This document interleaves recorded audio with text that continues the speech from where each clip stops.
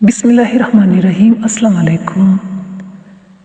एक रोज़ रसूलुल्लाह सल्लल्लाहु अलैहि वसल्लम और हज़रत अबू बकर सदीक, हज़रत उमर फ़ारूक और हज़रत साद बिन अबी वक़ास मस्जिद में तशरीफ़ फरमाते कि बनी ज़ुबैद का एक आदमी आया और उसने कहा, कुरैश के लोगों, तुम्हारे यहाँ कौन तिजारती माल लाने की हिम्मत करेगा जबकि तुम बाहर से आने वालों को लूट लेते हो। हज़ूर सल्लल्लाहु अलैहि वसल्लम ने पूछा, तुम पर किसने जुल्म किया है? उसने कहा, अबू हकीम यानी अबू जहल।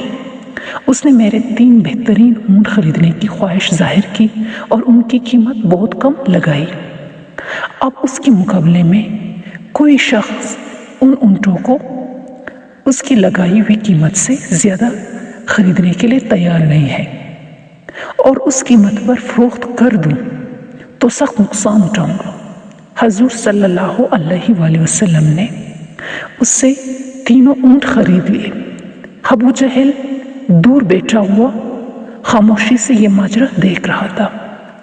हजूर सल्लल्लाहु अलैहि वसल्लम उसके पास तशरीफ़ ले गए और फरमाया, खबरदार जो तुमने फिर किसी के साथ ऐसी हरकत की जो इस गरीब बदू के साथ की है, वरना मैं बुरी तरह पेश आऊँगा।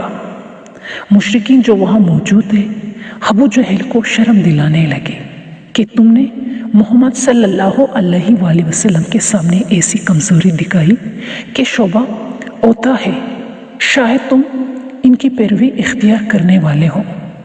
उसने कहा, बखुदा मैं इनकी कभी पैरवी ना करूँगा, मगर मैंने देखा कि इनके दाएं और बाएं कुछ नीज़ा बरदार खड़े हैं और मैं डरा कि मैंने मोहम्मद सल्लल्लाहु अलैहि वसल्लम के हुक्म की ज़रा भी सरताबी की तो वो मुझ पर टूट पड़ेंगे।